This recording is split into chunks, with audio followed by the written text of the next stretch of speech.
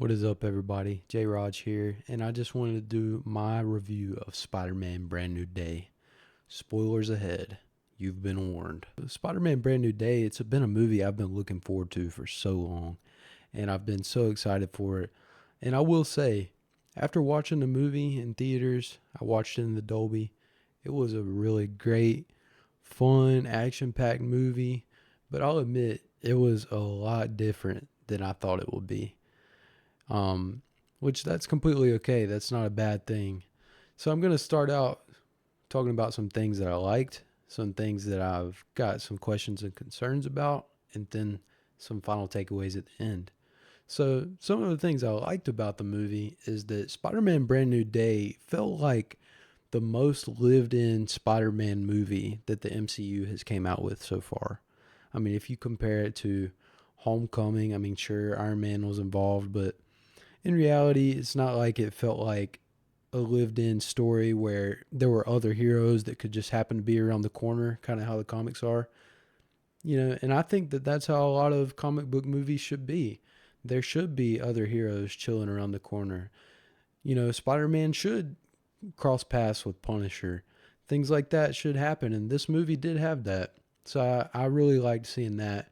Um, and Also, another thing I liked, like I said before, the Punisher and Spider Man. I really enjoyed seeing their dynamic on screen, and they mentioned multiple times about how Spider Man had rescued the Punisher in the past, and I got really curious. I would like to see how that went down. I mean, with some of the montage scenes, like them defeating Spider Man defeating Tombstone. You had Boomerang in there, Tarantula. In the comics, a lot of them are involved in the gang wars storylines, and the Punisher and Spider Man are both big into those stories. So I'm thinking maybe they both were trying to bust some big gangs, and then they crossed paths, and Punisher was in trouble, so Spider Man helped them out. But I wish they could have maybe had a flashback to show us that. But overall, I really liked their dynamic. And one thing at first I was concerned about, I was like, okay, they're making the Punisher seem like just a comedic character. And I don't think that Marvel should go down that route just to make him purely comedy. But seeing them balance it out, just showing that he is willing to still make the hard call. Like he wanted to kill Jean Grey, he accidentally shot Spider Man. You know, he's still the Punisher, but he did have his funny moments, especially when he put the Spider Man mask on in the hospital room and he's like doing his thing. I like that. I just hope that they don't end up in the future turning him into a comedy character, how they did the Hulk. Punisher needs some tender love and care, I think. So that's a concern, sort of with that, but more so a positive. I did like the way that they had a balance of the comedy and the seriousness. And I also, another thing that I liked was the way that they're starting to have people remember Peter. So, I mean, they kind of framed it at the end as if Ned, like that handshake, was what unlocked his memory of Peter. And, I think there's some truth to that. And also, you could see that MJ, she's actually able to draw Peter chilling with Ned without the Spider Man mask on. It's like she's kind of showing that she still remembers what Peter looks like, whether she realizes it or not. So I like the way that they're having people remember Peter, but on the deeper aspect. Because my mindset is that when Jean Grey had the telepathic block over the whole city, I'm thinking that once Spider Man helped her, she actually took down the mental blocks that the Doctor Strange spell had put onto Ned and MJ. And I think that Jean Grey taking down those telepathic blocks is what is truly making them remember.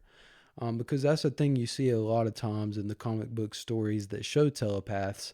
Sometimes they have to have telepathic blocks put into place. They might have Charles Xavier do it for them, to where some people with certain traumas, they kind of help block different traumas or different memories to help them. Or if there's someone who has blocks that aren't supposed to be there, they can get the help of a telepath to take those blocks down. So I think that that's what Jean Grey did for Spider-Man with his friends. I think that she took away those telepathic blocks. Um, so with that being said, I will go into a few things that I wasn't really a fan of. So one thing about this movie was in the trailer and just in leaked information that we heard that there was going to be a lot of villains in this. We heard Tombstone. We saw screenshots of Boomerang. We saw the screenshots of a couple other villains as well. We saw Scorpion. Um, and one thing I didn't like about this movie was how fast it had some of those villains just on the screen and gone. Like if you blink, you miss it. Like Tombstone, for example. I was hoping he would be a bigger part of the plot, but he was in a 10-second scene. And they were all in a montage scene for the most part, except for Scorpion, that just ended in like a minute or so. And I kind of think that that does an injustice to Spider-Man's true rogue gallery of villains. And I wasn't a fan of that. The times they showed Scorpion was good. Like he had a little more screen time. But I wish that some of Spider-Man's other big villains would have got more screen time. So it didn't seem like an injustice, you know? Um, Another thing that I wasn't really a fan of was what ended up happening with Bruce Banner after Hulk ended up, falling from the skyscraper and being taken to the hospital. And on the news, it shows that Bruce Banner was being locked up and put into a psych ward or something because he lost control and went on a rampage. The news isn't showing that he was being mind controlled. But I didn't like what happened with Bruce Banner because I think that the MCU and Marvel in general is a better place when Hulk is on a rampage. I wish they could try to treat it like Godzilla, sort of. It's just like a catastrophic event that's coming your way and you can't really do nothing to stop it except for prepare. I wish that that's the way that they would treat the Hulk. But it seems like as soon as we got Savage Hulk back, he's already being dampened again. And it's kind of making me wonder, is Mark Ruffalo done at being the Hulk? Like, are they just going to bring in some other version of the Hulk after Doomsday and Secret Wars? I don't know. I would have preferred for the Hulk to escape, still be running rampant, and that would make for some future, like, clashes with maybe the new version of Wolverine or, just maybe some other hero groups trying to go after the Hulk to try to tame him. You know, I think that they kind of missed with that, what they did with Bruce. But so those are the things I didn't like. My key questions and concerns and takeaways, once again, like with the Punisher, I hope that they treat his character with tender love and care. I don't want them to turn him into a comedy act. I think the comedy was good because it was balanced out with some seriousness. I mean, he almost accidentally killed Spider-Man, but let's just keep our eye out because we don't want John Bernthal's Punisher to end up like Mark Ruffalo's Hulk, running around with glasses and a cast on, taking selfies with a bunch of kids. We don't want the Punisher doing stuff like that. So as long as they keep it a balance, but I'm going to keep my eye on that. And another thing I'm concerned about, and it kind of stems from some excitement I had about this movie. I was thinking, we're finally getting a street level version of Spider-Man. After all this time, he doesn't have Tony Stark to lean on. He doesn't have all these other people to lean on. He's on his own for once. And so while I was thinking, oh yeah, like MCU's moving towards street level Spider-Man, I'm concerned about that now because the post-credit scene with the Spider Finder app, it's showing that there's a Spider-Man sighting